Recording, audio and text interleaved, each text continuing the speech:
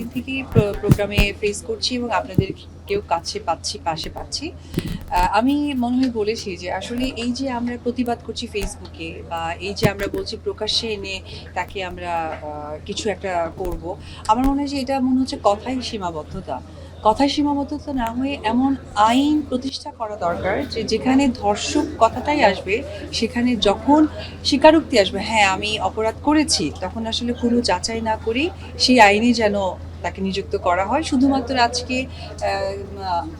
রামিসা না, এর আগেও কিন্তু আসিয়া নামে একটি মেয়ে হয়েছিল মাগুরাতে, সেটা নিয়ে খুব তোলপাড় হয়েছিল, কিন্তু সেটার আসলে কতটুকু কার্যক্রম হয়েছে আমরা কেউ জানি না।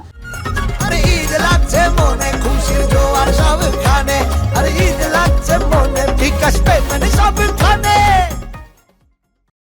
তো আমার কাছে মনে হয় ফেসবুক সীমাবদ্ধতা বা আমরা ধর্ষককে সামনে বিচার থেকে আমরা সরকারের কাছে এটাই আশা করব যে ধর্ষণ সেটা অবশ্যই একটি শিশু, নারী, যেই হোক না কেন, এই ধর্ষণকে যেন এমন একটি আইনে প্রতিষ্ঠিত করে যেটা আমরা বিভিন্ন দেশে, ইরান থেকে শুরু করে আফগানিস্তান থেকে শুরু করে দুবাই থেকে শুরু করে অনেক জায়গায় আমরা দেখেছি, সেই রকমই যেন একটা আইন প্রতিষ্ঠা করা হয়, এটাই আমার চাওয়া থাকে।